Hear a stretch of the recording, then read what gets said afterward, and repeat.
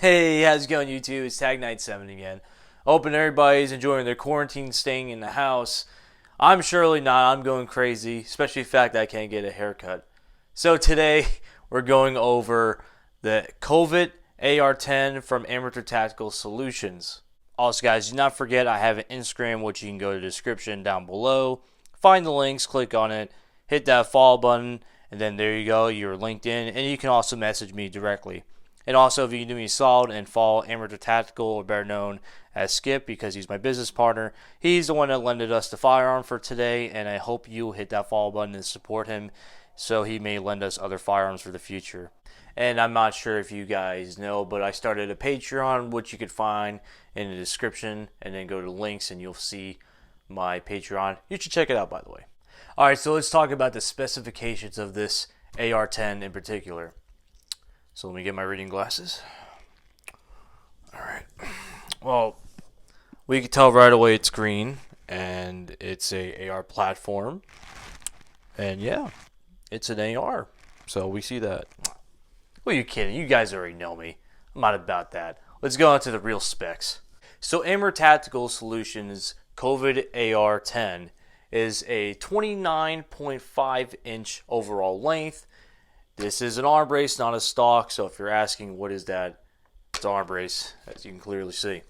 So it is a standard length for a AR pistol, and it does have a really nice compact feel to it, just like any type of SBR I've used, and overall anything else in that category. So moving up in the world. So the overall length of the barrel that's underneath this barrel cover is 12.5 inches, and the barrel cover that's on this is a key mod system. I personally like M-Lock better, but for this particular AR10, I think it looks pretty nice. It does give like a little distinct look to it, so I'm not going to fight him on that. I do like this very much. So let's get on to the math part.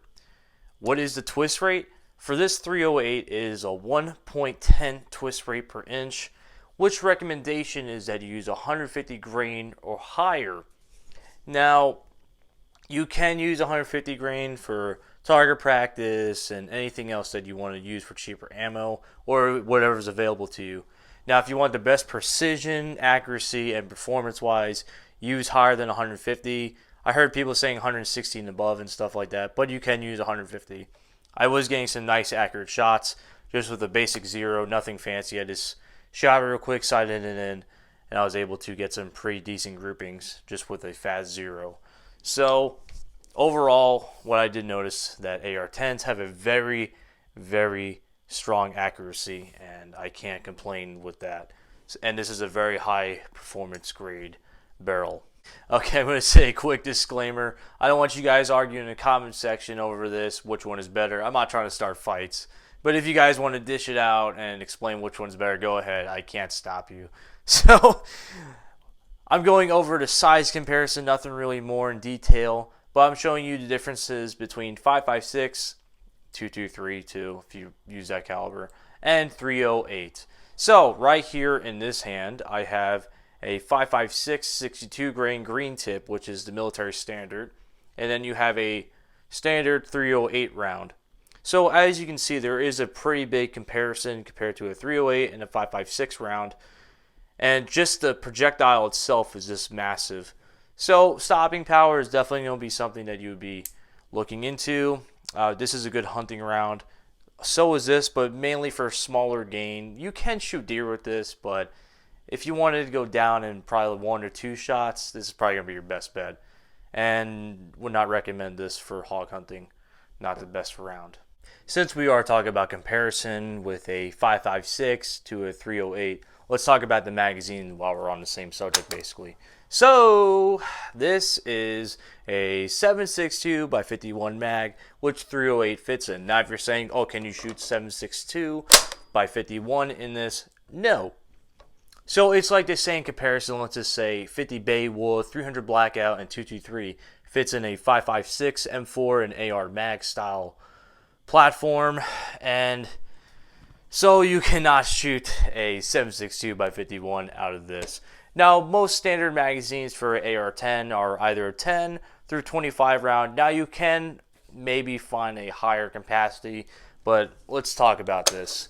Look how massive this magazine is, besides the thickness and overall length. It's huge, and you're carrying a lot of grain on you, so it's not like carrying 5.56 where it's a lot lighter.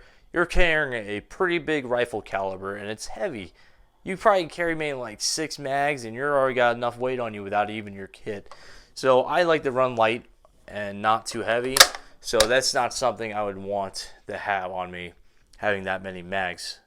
So you can get the 25 rounds. I would recommend them, but in comparison to a 5.56, they almost look like 12 gauge shotgun 10 round mags. So it is a little difference to get used to.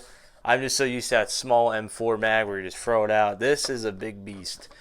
So something that takes some time to get used to if you're used to an AR-15 or M4 platform. So if you're a previous subscriber or you're a new viewer, if you already know me already, then you know me, that I like to always test poundage with any type of shotgun or rifle platform. So Skip, which he is the original creator of this, if you're wondering, well, does he make firearms all the time? No. So this is a once in a lifetime basically built AR. He took a 80% lower receiver and made it to what it is now. So this is what you would consider a ghost gun. But he is the original manufacturer, and no, he does not sell firearms, so don't ask. So he said this is between a 3 and a 5 pound trigger pull. I'm about to test that theory out.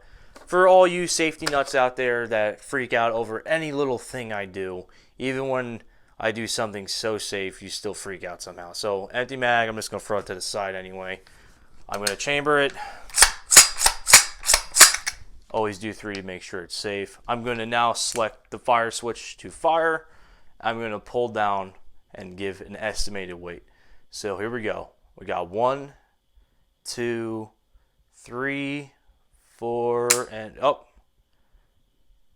yeah, 4, 4.5 maybe on that one. I was almost to 5. I'll do one more time just to confirm.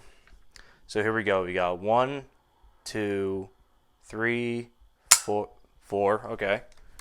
So I would say the average is between the 3 and the 5 pound trigger pull. So it does have a light trigger compared to like a standard rifle I would use, which has a 5 pound. I always recommend trying to stay within 5 pounds so you don't accidentally discharge your firearm when you were not meant to, but always keep your booger picker off the trigger until you're ready to engage a target or shoot at something else. I don't know. Just make sure you're safe. So let's talk about the weight real quick. So this AR10 is between 9 and 9.5 pounds without any attachments on it or anything in the magazine weld. So this is a little heavy side for a AR pistol, but it is still nice regardless. And sometimes having weight on a higher caliber helps if it's in the front, because that reduces recoil, and that's what I always recommend. If you want to put a bunch of attachments, do it far in the front because it'll hold that barrel down and you can stay more on target.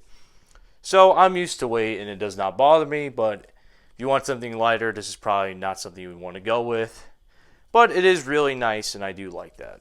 Before I show you Skip, the owner of Amyntor Tactical Solutions, video of him assembling this rifle and putting it together and doing his amazing work, I want to say that if you ever have a imagination and you want to get something done to your rifle, pistol, whatever it may be, you can send this to him, and he is a licensed FFL transfer, so you can legally send it to him to get it worked on, and obviously just pay a transfer fee. But if you use the discount code TAG97, you get 10% off any Cerakote work, and that's pretty awesome.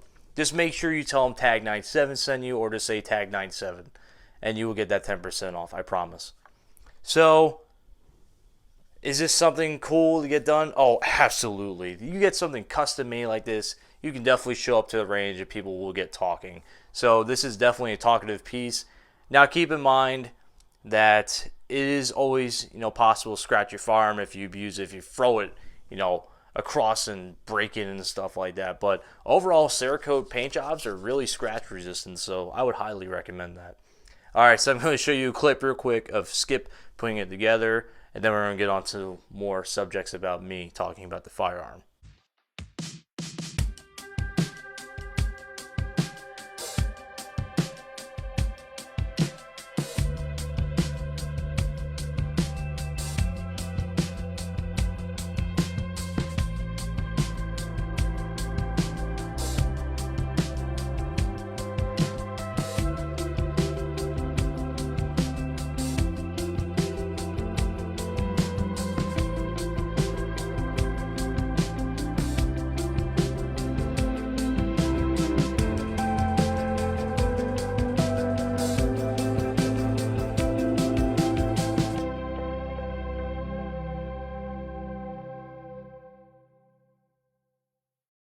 So let's get the negatives out of the way, because I don't like talking about bad stuff. I'm always about positive. So one thing, if you don't know already, if you ever used an AR platform that's a AR10, and you noticed if it was built from pieces, not from a manufacturer, but if it was built by separate pieces and put together, you know that they're kind of iffy and you have to get them just right. It's a weird type of thing, but for some reason AR10s are very weird to assemble and just get right. There's always issues with them for some reason, but once you tweak it, it becomes a masterpiece and it will not fail you, and it'll be an amazing product just like this. Okay, so the positive part, which I'm going to say right off the bat if you haven't noticed, that this bolt is chrome, and that's really cool. So this is from Fail Zero, and it is an amazing, amazing bolt. It is heavy duty and very reliable. I've never seen a bolt like that before in an AR platform, and man, let me tell you, it is beautiful, as you can clearly see. So I do love the Cerakote that Skip did. He never fails to amaze me. And if you're interested in the scope, just comment in the comment section. I get back to you. This video is not about this, but if you're ever interested in a scope that looks like this or this particular one, just get in contact with me and I'll tell you.